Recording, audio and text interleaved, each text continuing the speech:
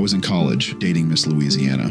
We would go for rides. We saw each other in the coffee shop. We spent a lot of time together. Everything was perfect. I was completely in love with her. But I was 22 years old, and man, I got the volleyball team looking at me. All the cheerleaders girls were slipping my number in class, and she was getting ready for Miss America. I didn't want to be a piece of shit, and I thought I was broken. Instead of cheating, I was going to just break up with her. But I'm praying to God, please do not let me make this mistake. I beg him so much, and unfortunately, it didn't work. I broke up with her. She's crying on the floor. She was like in front of me saying, "Don't do this, please." A long time passed, and I graduated from college. I'm digging ditches because there was no jobs back then. While going to work, the only thing I can see on the road are just billboards of this woman with the Miss Louisiana crown. I was completely heartbroken. I've never been so low. It was horrible because I thought I was going to get a college degree and have a job. I broke up with the girl I loved, and I turned to religion and failed all in the same time. It was absolutely horrible. I was trying to get her back.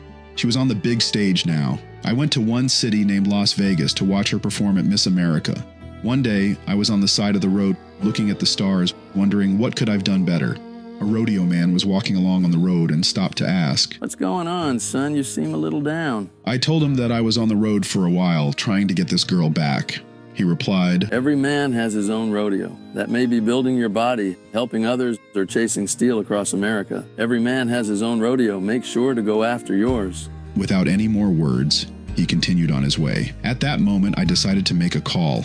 The telephone rang 8:45. She heard my voice on the other end of the line. She wondered what was wrong this time. I said, "It's cold out here and I'm all alone. The rodeo didn't went too well. Now I'm coming home. I know I've been away too long." She said, "Don't bother coming home. By the time you get here, I'll be long gone. There's somebody new, and he sure ain't no rodeo man." "Well, I'm sorry it's come down to this. There's so much about you that I'm gonna miss, but it's okay, baby. If I hurry, I could still make Cheyenne." I hanged up the phone and I walked away. It may seem I didn't care, but I was in love with this woman. Sometimes it's time to say goodbye, and you have to walk away. You walk away like a man. You keep your head held high and leave that phone dangling off the hook. I slowly turned around and gave it one last look, and then I walked away.